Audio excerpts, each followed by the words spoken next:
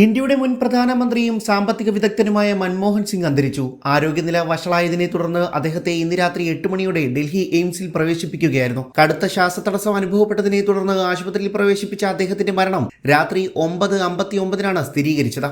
2 തവണയാണ് മൻമോഹൻ സിംഗ് ഇന്ത്യയുടെ പ്രധാനമന്ത്രി പദം അലങ്കരിച്ചത്.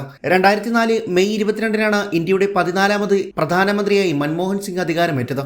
രണ്ടാമത് അധികാരമേറ്റത് 2009 മെയ് 22 അവിഭക്ത ഇന്ത്യയിലെ പഞ്ചാബ് പ്രവിശ്യയിൽപ്പെട്ട ഒരു ഗ്രാമത്തിൽ 1932 സെപ്റ്റംബർ 26 ഡോക്ടർ മൻമോഹൻ സിംഗിന്റെ ജനനം. 1948 പഞ്ചാബ് സർവകലാശാലയിൽ നിന്ന് മെട്രിക്കുലേഷൻ പരീക്ഷ പാസ്സായി. തുടർന്ന് 1957 ബ്രിട്ടനിലെ കേംബ്രിഡ്ജ് സർവകലാശാലയിൽ പഠിച്ച് സാമ്പത്തിക ശാസ്ത്രത്തിൽ 1ാം ക്ലാസ് ഓണേഴ്സ് ബിരുദം നേടി.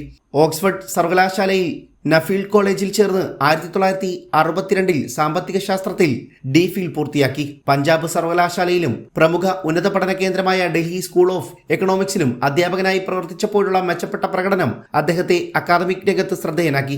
ഈ കാലഘട്ടത്തിൽ കുറച്ചുകാലം UNCTAD സെക്രട്ടേറിയറ്റിലും പ്രവർത്തിച്ചു. 1987 90 ഇടയിൽ ജനീവയിലെ സൗത്ത് മിഷന്റെ സെക്രട്ടറി ജനറൽ പദവിയിലെത്താനും വഴിയൊരുക്കി. 1971 കേന്ദ്ര വാണിജ്യ മന്ത്രാലയത്തിൽ സാമ്പത്തിക ശാസ്ത്ര ഉപദേഷ്ടാവായി ചേർന്നു. അടുത്ത വർഷം ധനമന്ത്രാലയത്തിന്റെ മുഖ്യ സാമ്പത്തിക ശാസ്ത്ര ഉപദേഷ്ടാവായി നിയമിതനാവുകയും ചെയ്തു. പല പ്രധാന പദവികളും ഡോക്ടർ സിംഗിനെ തേടിയെത്തുകയും ഇക്കാലത്തുണ്ടായി. ധനകാര്യ മന്ത്രാലയം secretary, planning commission deputy chairman, reserve bank governor, പ്രധാനമന്ത്രിയുടെ ഉപദേഷ്ടാവ്, യൂണിവേഴ്സിറ്റി ഗ്രാന്റ് കമ്മീഷൻ ചെയർമാൻ തുടങ്ങിയ പദവികൾ അദ്ദേഹം വഹിച്ചു. ഇന്ത്യയുടെ സാമ്പത്തിക ചരിത്രത്തിലെ വഴിത്തിരിവെന്ന് വിളിക്കാവുന്ന 91-96 കാലഘട്ടത്തിൽ ഡോക്ടർ സിംഗ് ഇന്ത്യയുടെ ധനകാര്യമന്ത്രിയായി. സമഗ്ര സാമ്പത്തിക പരിഷ്കാരങ്ങൾ നടപ്പിലാക്കുന്നതിൽ അദ്ദേഹത്തിനുള്ള പങ്കിപ്പോൾ ലോകം അംഗീകരിച്ചു കഴിഞ്ഞു. ഇന്ത്യയെ സംബന്ധിച്ചിടത്തോളം ആ കാലഘട്ടത്തിലെ കുറിച്ചുള്ള പരാമർശങ്ങളിൽ പോലും ഡോക്ടർ മൻമോഹൻ സിംഗിന്റെ വ്യക്തിത്വം വിഷയമാകും. ഒട്ടേറെ അവാർഡുകളും അംഗീകാരങ്ങളും നേടിയിട്ടുള്ള ഡോക്ടർ സിംഗിനെ തേടിയെത്തിയ ഏറ്റവും പ്രമുഖ പുരസ്കാരം 87 ലഭിച്ച ഇന്ത്യയുടെ 2ാമത്തെ പരമോന്നത ബഹുമതിയായ പത്മവിഭൂഷണാണ്.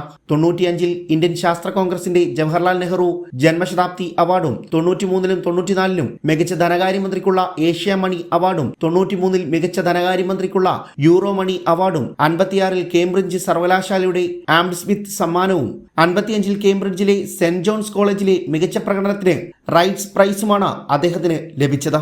പല രാജ്യാന്തര സംഘടനകളിലും സമ്മേളനങ്ങളിലും ഇന്ത്യൻ പ്രതിനിധിയായി പങ്കെടുത്തു. 93 സൈപ്രസിൽ നടന്ന കോമൺവെൽത്ത് രാഷ്ട്രത്തലവന്മാരുടെ യോഗത്തിലേക്കും വിയന്നയിൽ നടന്ന ലോക മനുഷ്യാവകാശ സമ്മേളനത്തിലേക്കുള്ള മുൻ സംഘത്തെ നയിക്കുകയും ചെയ്തു.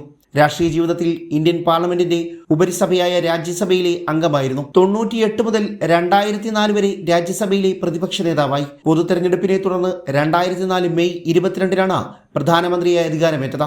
രണ്ടാമത് അധികാരമേറ്റത് 2009 മെയ് 22